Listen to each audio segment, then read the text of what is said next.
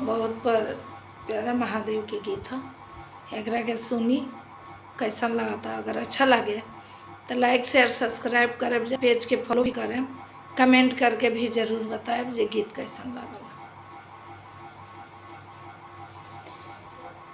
रोवे हिमाचल के रानी, रोवे हिमाचल के रानी, हमारे गौरा रही है कुंवारी। रोवे हिमाचल के रानी, हमारे गौरा रही है कुंवारी।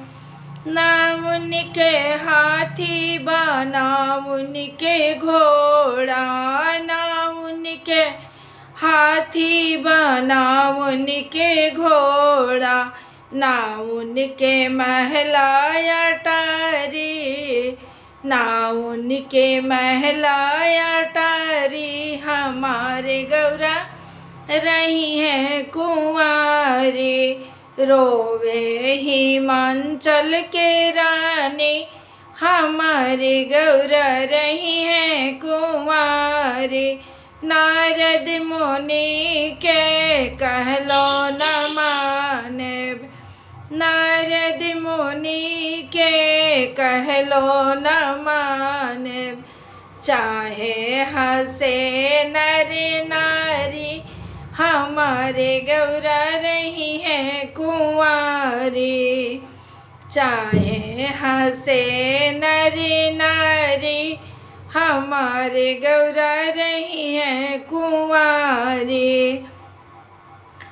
नारद मुनि के भांग धतूर के भोग जल पनेवा, भांग धतूर के भोग जल पनेवा, कैसे बियाहब गौरा रानी, हमारे गौरा रही है कुंवारी।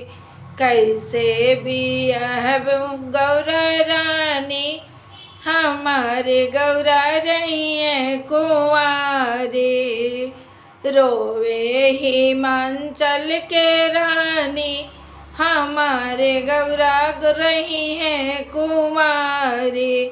चाहे हंसे नर नारी, हमारे गौरा रही है कुंवारी। देखिए कैसा लगता।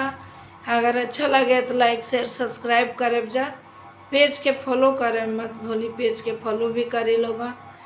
अच्छा कमेंट करके बताएं लोगन जे गीत कैसन लागल।